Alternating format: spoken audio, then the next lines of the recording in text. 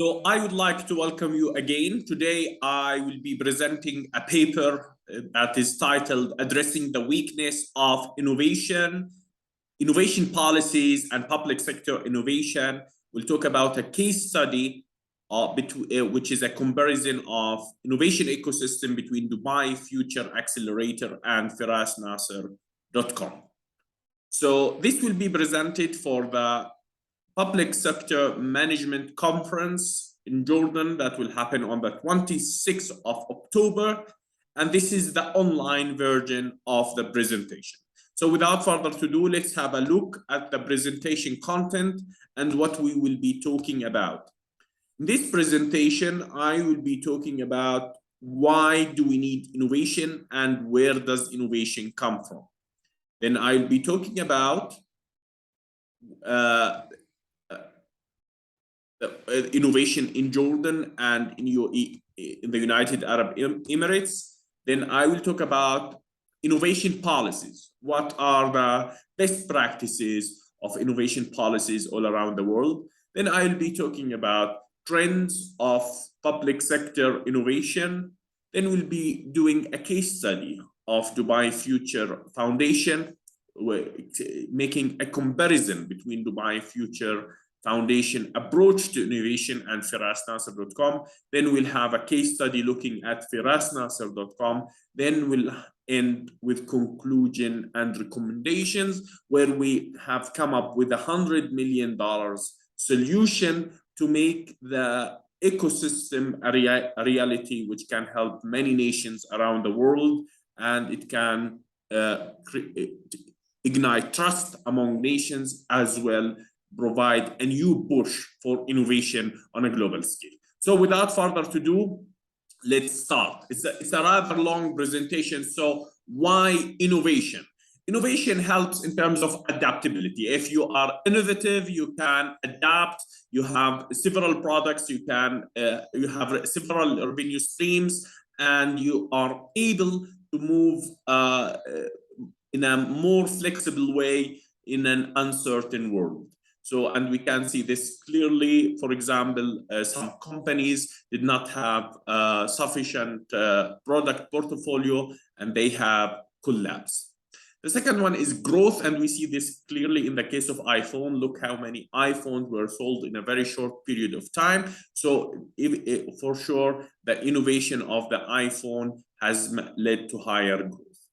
There is also spreading your business from the competition. When you have a very niche product, a very interesting product, of course, you will be always different than the competition, and you will always have that people coming for your specific product. And you can see how Tesla has managed to differentiate itself from the competition and entered the electric car market. Then there is also better services to customers and citizens. And we can see this in the case of COVID-19 vaccines. Imagine if there is no vaccines, how many additional deaths would happen all around the world. So where does innovation come from? And this is like just a small illustration of an ecosystem. There are three main sources where innovation comes from. It can come from universities, like in the case of the car seat belt and X-rays. It can come from private companies, big private companies, like in the case of COVID-19 vaccines. It can come from startups, like in the case of Facebook and Google, where they have come up with this new idea. Then it has grown and become a large idea. But also it can happen in the public sector. But these are the three main sources that the innovation can come from: big private sector companies, universities, startups, and NGOs. Of course, there is the SMEs, but usually innovation, and those maybe the SMEs would be building their innovation based on university research. Now, what are the challenges to innovation?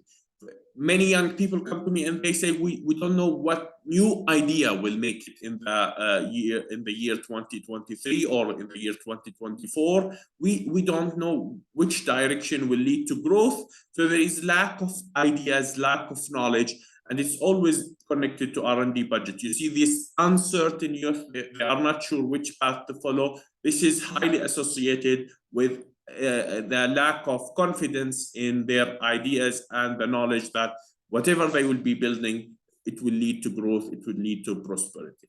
There is also lack of leadership, the lack of ability to take your idea to reality and make a product out of it, or take your business to, from the paper to the real world. There is also execution enablers. Sometimes some people have very good ideas of a mobile app, of a software system, of a mechanical system, but they don't have the ability to build it. So the ability to build the product, the ability to make it a real thing, it's usually you might need an enabler, you might need a workshop, or you might need a place where you can build, or a software house, a place which can help you to build this product. So many young people don't have access to the execution enablers. Then there is lack of network, which is your ability to access finance and your ability to access markets. And it's highly associated with innovation, and it's one of the main barriers for entrepreneurship and innovation. And when we look at, now let us look at the innovation in Jordan and the innovation in UAE. We talk about addressing the weakness of innovation, and this is what we will be looking at. Jordan is not the top country in the world in terms of innovation. However, it's ranked number 81. It's the 81st, it ranks 81st among 132 economies according to the Global Innovation Index, above the global average in terms of countries that have similar GDPs. So they are more innovative than countries have similar GDPs, and this is where Jordan is. If we look at the ecosystem of Jordan, they have around 31 universities, 10 public out of these universities, 2 have innovation hubs, Princess Sumaya University and Hussein Technical University, and they have entrepreneurial ecosystem associated with the university. We have around 180 listed companies in Amman financial market, 10 large holding companies, around 11 banks, and this is just a rough estimate, a rough description of the scene.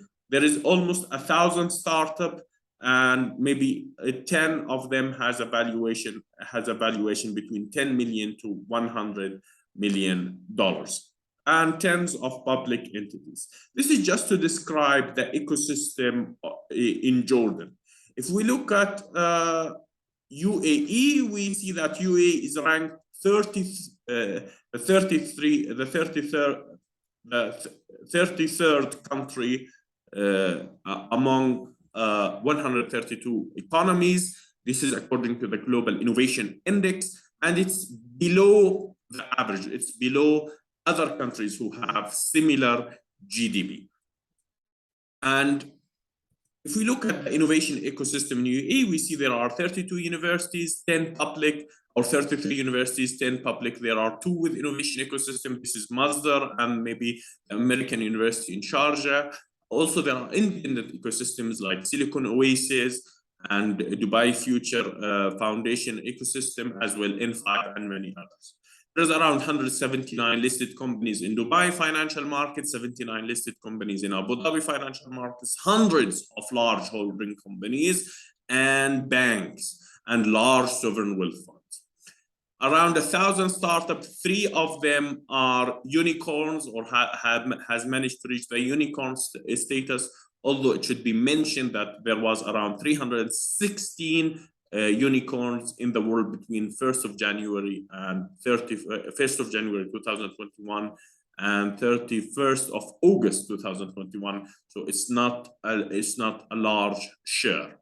Of course, tens of public entities that is known for a global reputation, for their global reputation in smart governance and smart systems. Now, let us talk about innovation policy. What are the best policies that we can adopt that can help us to be more innovative or can help our countries to become more innovative? First of all, global competition is healthy for innovation. It provides an incentives for further innovation. The design of income tax affects innovation greatly. Tax breaks for innovator and for startups company might help in triggering innovation. There is innovation policy that needs patience. You need to take a long-term view on your innovation policy so you can reap the results on the long term. There is also, you need to consider the firm's composition and their impact in the economy while you are designing your innovation policy so you have the greatest impact. And finally, you need to think about your education policy, which affects greatly the inventor pool that will be resulting out of it. Now let's talk about innovation index and indicators. In order to apply innovation policy in a proper way, you need really to have an innovation index for your country, or you can rely on the Global Innovation Index or any other index, and you build a sub-level indicators, and you measure with time, and you apply your policy, and you see if your policy is working and if your policy is not working. Another thing, you really need to make sure that you provide the knowledge input from universities and other sources of knowledge to the innovation framework, and you build competency, skills, and you put it in the innovation process. Now, there are different forms of innovation policies. There is the first form, which is called mission-oriented innovation policy. And the mission-oriented innovation policy is like the DARPA innovation policy, or it's like Apollo 13. We need to reach Mars. We need to reach the space. So there is a mission, and we need to accomplish this mission. And you can see this in the defense and the space sector. However, there is another form which focuses on the innovation system, and that form that focuses on the innovation system say we need to strengthen our universities, we need to strengthen our VCs access to capital, we need to strengthen our education system. So it focuses on the system that produces innovation and make sure that the system is robust enough to continuously produce new innovations. There is also the transformative innovation policies, and this is a new form of innovation policies which focus on objectives and goals that is beyond revenue. Focus on social goals and social development goals, as well as environmental goals. So it is multifaceted and focused on several goals on the same time. And you can see social investing and social entrepreneurship and social innovation is trying to address this issue. Now, let's talk about the education pool. According to a study that was done in Finland, there is a direct correlation between the level of education or post-secondary education and the possibility of becoming an inventor. There's also, if you provide equal access to education, this will help your inventor pool and provide better inventors and more inventors to the inventor pool. Parental income has also always impacted the who becomes an innovator. Those with a higher income have a higher likelihood in becoming innovators. There is inventor mobility, the ability of inventor to move from one country to another, and you see this with many incentives. Many entrepreneurs and inventors move to the US or to Singapore, and you can see how some countries manage to attract inventors and entrepreneurs. There is one issue about timing of the policy. So if you are interested in entering a new field, let us say 20 years ago or 30 years ago, nanotechnology, or today maybe graffiti or quantum computing, or timing will impact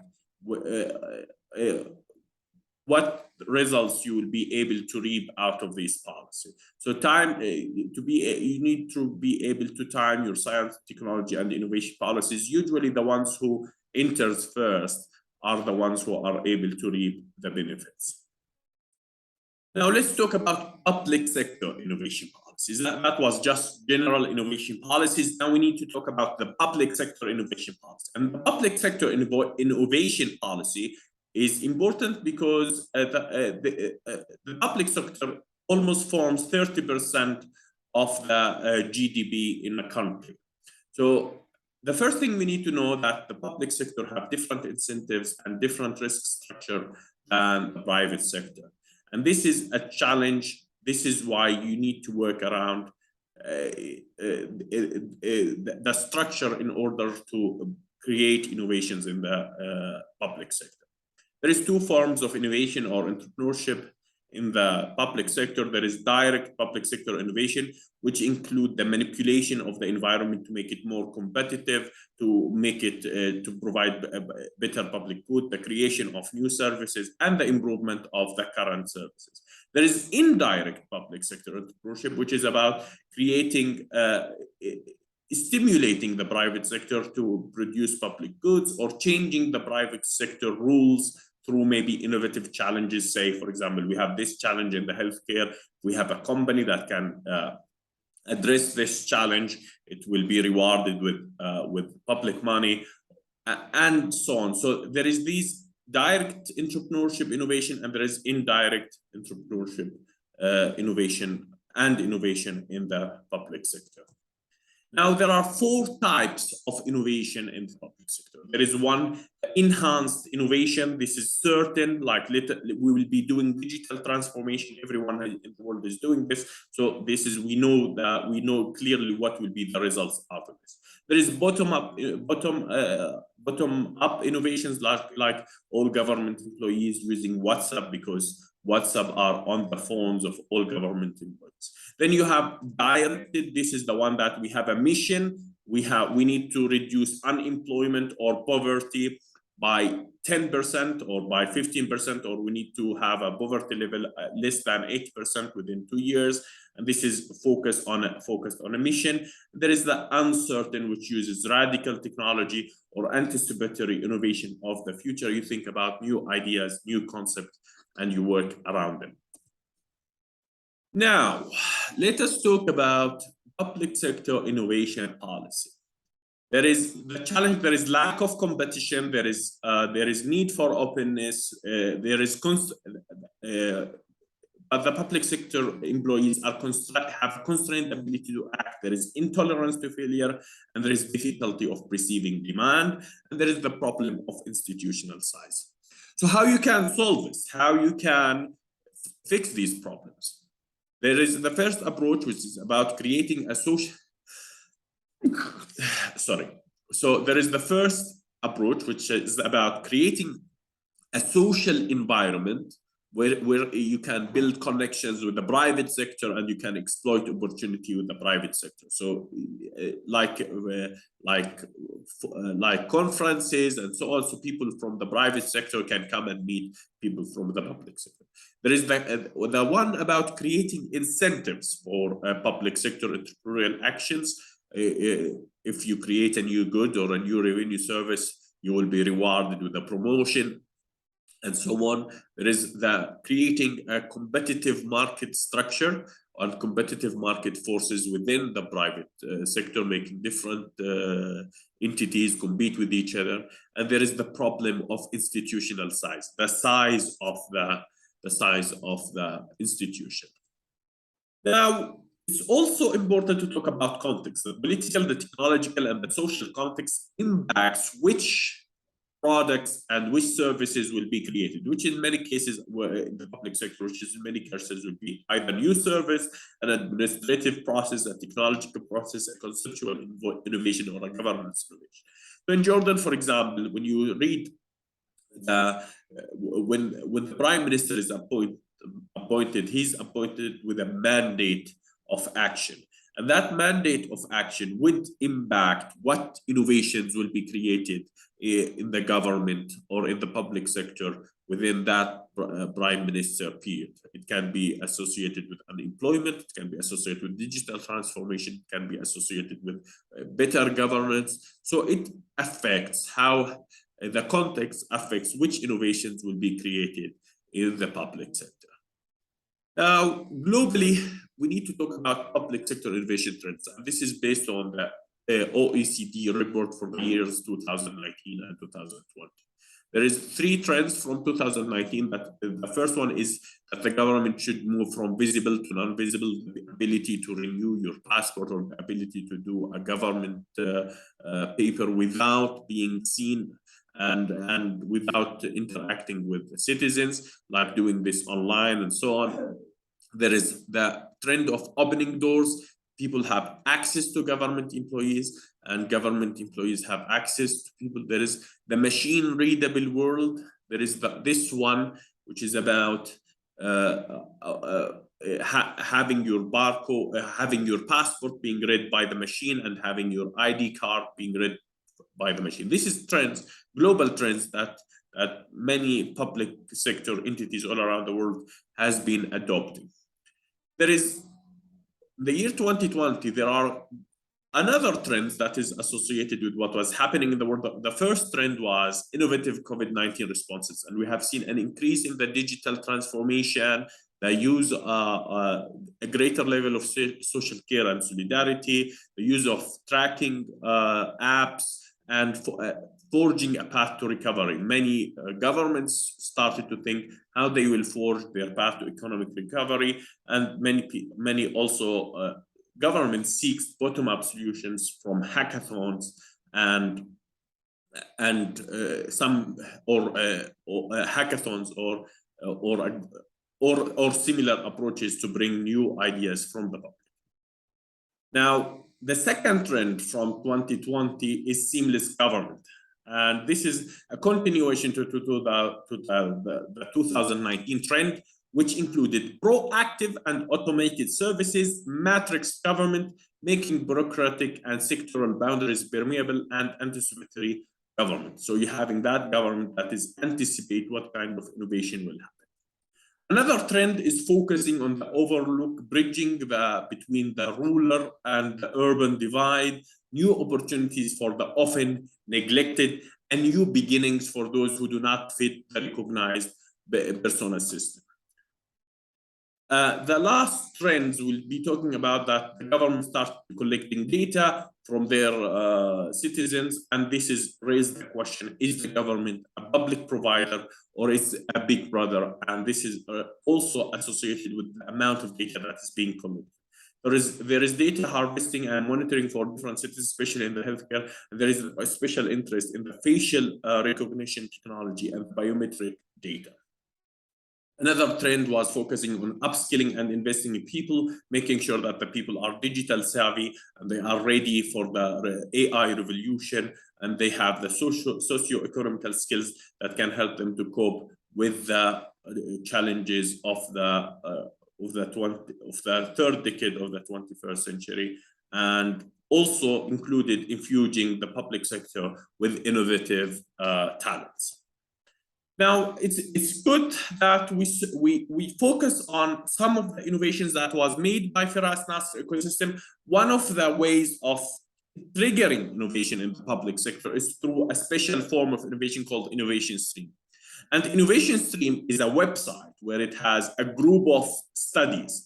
And these studies are innovative studies or proposal or public-private partnership proposals that the government can take independently or with the private sector. And this is good to be presented for the decision maker, so he always knows what new ideas are happening all around the world, how he can work around them. And we have created two innovation streams, one called smartcity2.com, which is suitable for city municipalities, ministries, for example, and the public works ministry and transportation ministry, or as municipalities and municipalities. This is more related to transport, to the built environment.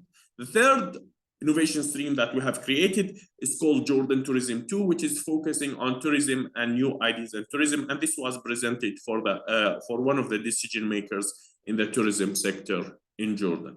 So between these two, if the decision maker in the public sector was continuously presented with innovative ideas, with innovative projects, with potential public-private partnerships and new ideas, he would be able to take a decision based on his priorities, based on his strategy.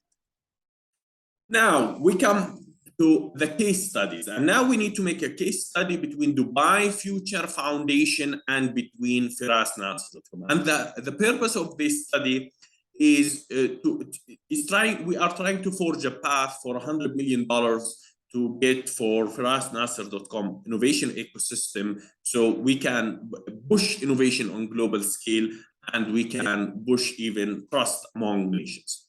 The Dubai Future Foundation, it has a vision to imagine, design the future of Dubai and make sure that Dubai is a hub and a lab for all future ideas. That's what is Dubai Future Foundation doing. They attract global companies. They have a target to attract 50 global companies. So Meta and Binance have opened offices in Dubai, and they have a part of this institution. They have an accelerator called Dubai Future Accelerators, which is building partnerships between government entities and global companies and startups. So this is the design, this is the some of the institutions that exist within Dubai Future Foundation. There's some institutions that is associated with imagining the future, such as Dubai Future Research, such as Dubai Future Council, such as Mustaqbal Portal. There are some entities that is associated with designing the future, such as 1 million Arabic coders, such as Dubai Future Accelerator, so such as Dubai the Museum of the Future. They are more interested in designing the future.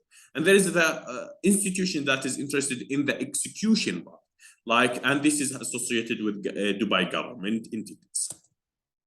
Now let's look at a comparison to innovation between Dubai Future Accelerators or Dubai Future Institute and FerasNaser.com.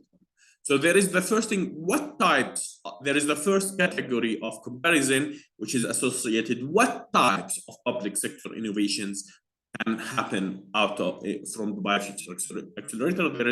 They can have adaptive innovation, mission-oriented innovation, and they focus a lot on mission-oriented innovation. We need to reduce the use of paper by this. We need to reduce congestion by this. We need to reduce crime by this. And they give this mission to public entities. There is enhancement-oriented innovation, and there is anticipatory innovation.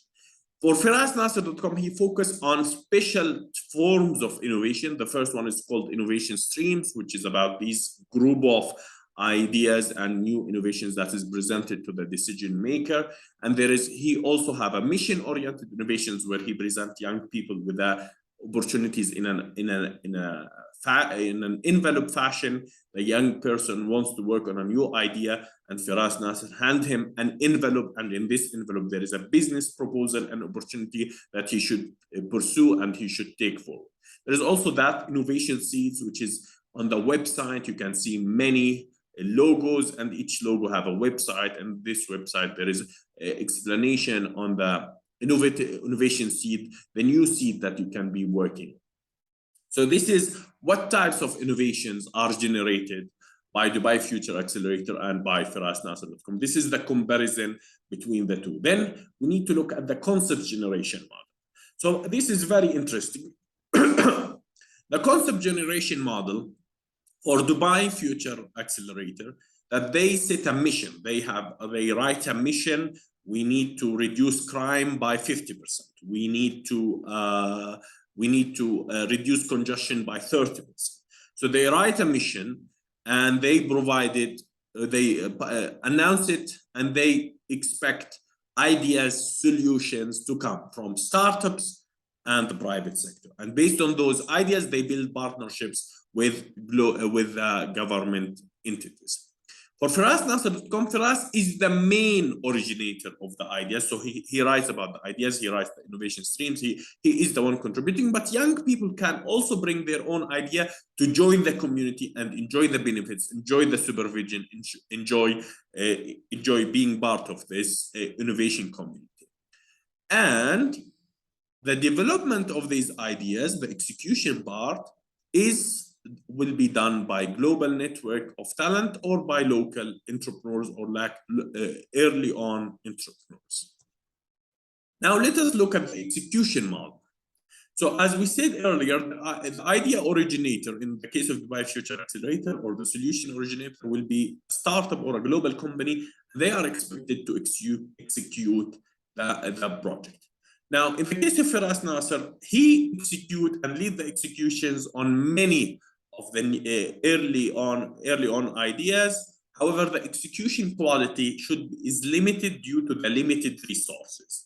And I expect young people to engage with the ideas and deliver the execution at the highest quality possible, because eventually it becomes their idea and they reap the benefits of the business.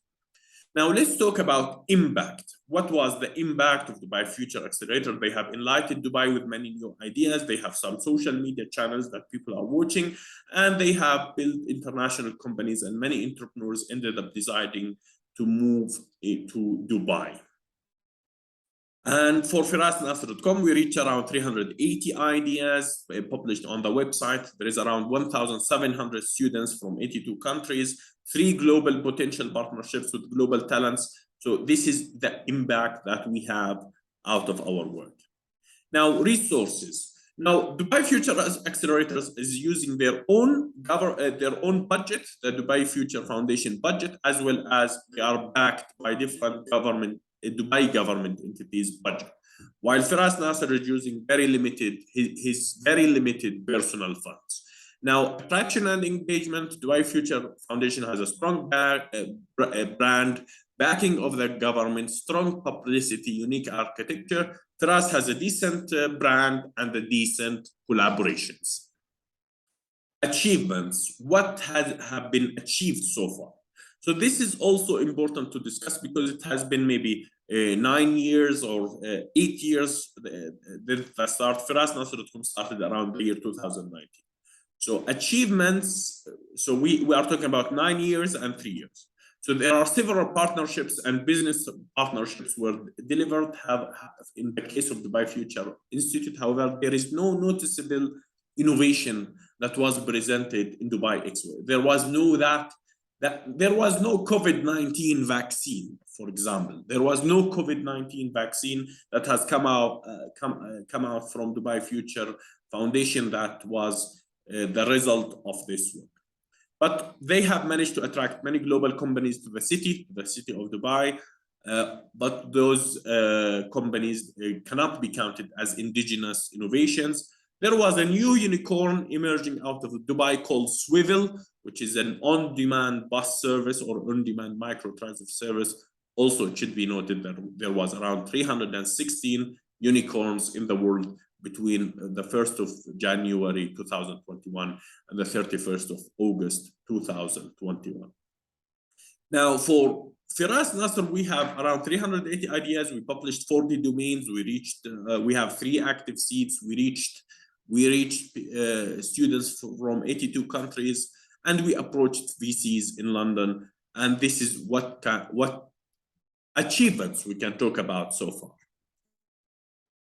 Now we talk about the communication medium. How Dubai Future Accelerators talks with their customers, employees, and people. So they invite them for personal meetings with government officials, business partnerships, and business meetings. So they invite. They do a lot of conferences and a lot of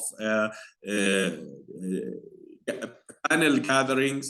But the ones when they decide to select, for example, a startup or a company, they invite them for personal meetings with the government officials or with the related government entity in a way, or to make a new partnership, or to make a new to work on a new solution.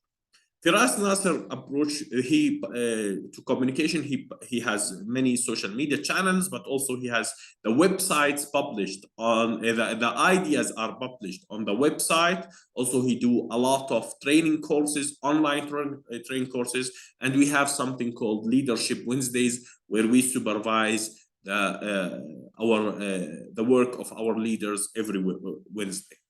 And we do also some networking enablers, where we meet with people on weekly basis on different networking events. Now, I need to talk about this. There is one thing that we really need to highlight. There is monitoring and restrictions, and this is important. So we want to talk about this from a personal point of view, but also we need to talk about this for the benefit of the world. Dubai Future Accelerators has no restrictions at all on their work, while Feras Naser has so many serious restrictions. There is monitoring on communication, on alliance and cooperation building, monitoring and restriction on support networks, monitoring on fund allocations, and monitoring with customer interactions, psychological torture. There is that psychological torture elements, deprivation of opportunity, deprivation of income, and targeting personal support networks as family members. That's serious restrictions and serious restrictions, and it would be moral that we look at this in a serious way, as if we really want to bring a new model of innovation to the to people all around the world, and if we want to make a change in people's lives. So we need to look at these restrictions very carefully. And if you want to read about this in details, please go to the Making the Case for Feras Naser video, which will be on the Feras Shadid channel. Now, let's talk about the model of ferasnaser.com, a case study on what does the model of ferasnaser.com entail. So it's a special ecosystem that is different than the other ecosystem because it's built on five new ideas, and those new ideas or new approaches are called pillars, and they are aiming to address the weakness of innovation and unemployment on a global scale. The first approach is access to ideas. The first pillar is access to ideas. The second one is access to networks. So in terms of access to ideas, you can access new ideas all the time, and you can come to the Leadership Wednesdays and offer an opportunity to follow or an innovation opportunity that you can follow. There is access to networks. You can interact with the community members, with the other entrepreneurs that are working on a similar concepts. There is access to enablers. There is this thing about accessing to execution enablers like a production studio or like a software house. If you really want to build a software solution, or if you want to make a media solution, we will help you to do this. Of course, we are working to bring more enablers. Then there is access to a business center, a place where you can meet your customers, a place where you can work. And there is access to a growth-focused course.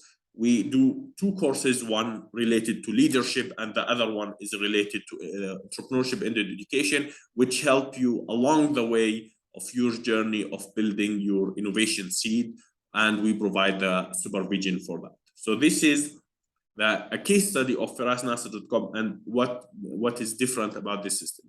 One thing that is different, that the seeds are developed or the ideas are developed. Sometimes they are linked to corporate or country vision strategy. So we look at what the country wants, what Germany wants, what Jordan wants, what big countries wants, and we look at their strategy and we try to disseminate an innovation seed or a small idea that young people can be working on that can feed to the big strategy of the country.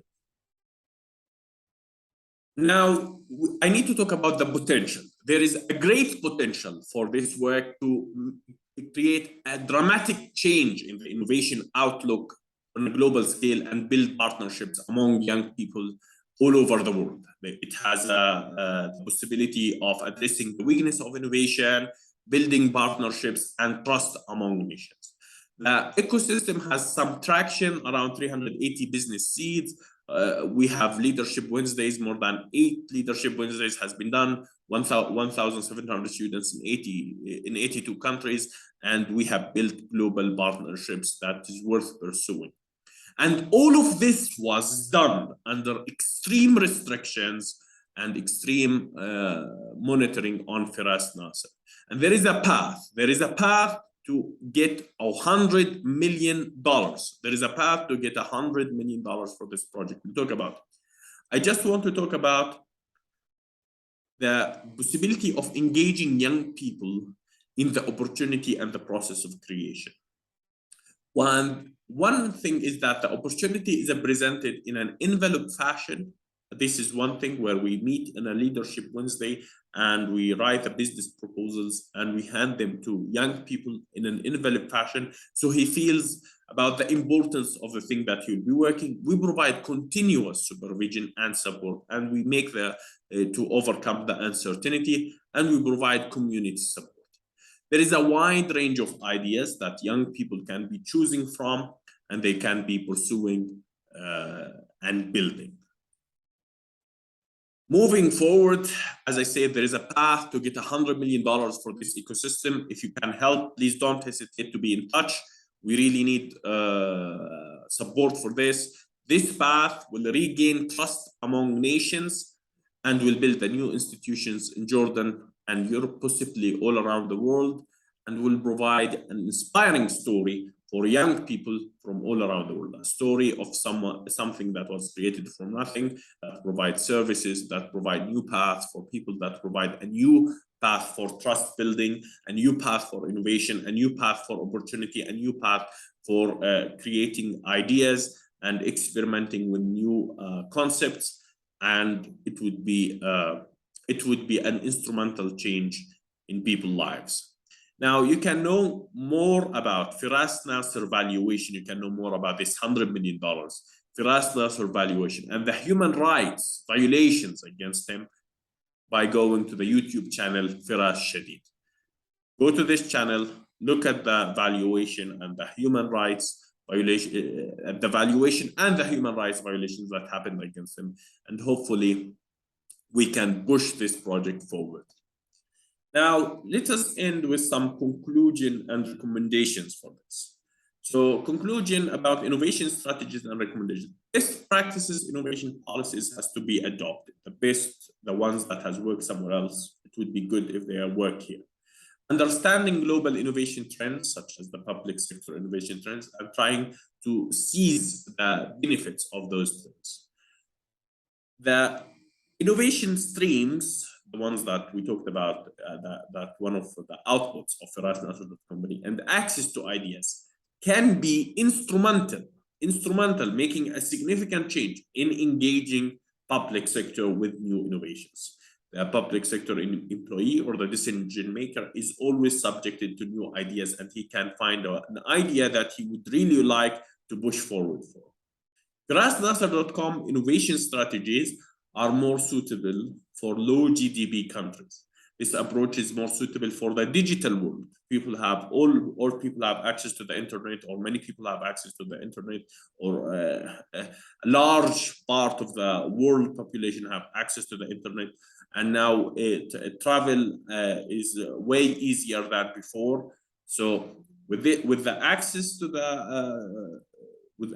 internet, the digital world, with the ability to travel, the innovation strategies of FerasNaser.com is more suitable for low GDP countries in times of digital mobility, digital world, in the times of the digital world and global youth mobility. The ecosystem of FerasNaser.com would have to be supported and hopefully investigated to a greater level of depth as an integration and an innovation strategy, as a way to integrate people and bring them together for countries with low GDP, such as some of the North African, Latin, and South Asian countries or communities. Now, that was our presentation. Support now. Go to our website, FerasNaser.com, and hopefully you can push this project forward, and hopefully you can read more about this $100 million valuation, and you can reach out to us and say how you can help. That was our presentation. I hope you like it. We'll be looking forward on having your questions, and if you need any further explanations, we are ready to help. Thank you very much. Take care for now, and see you later. Take care.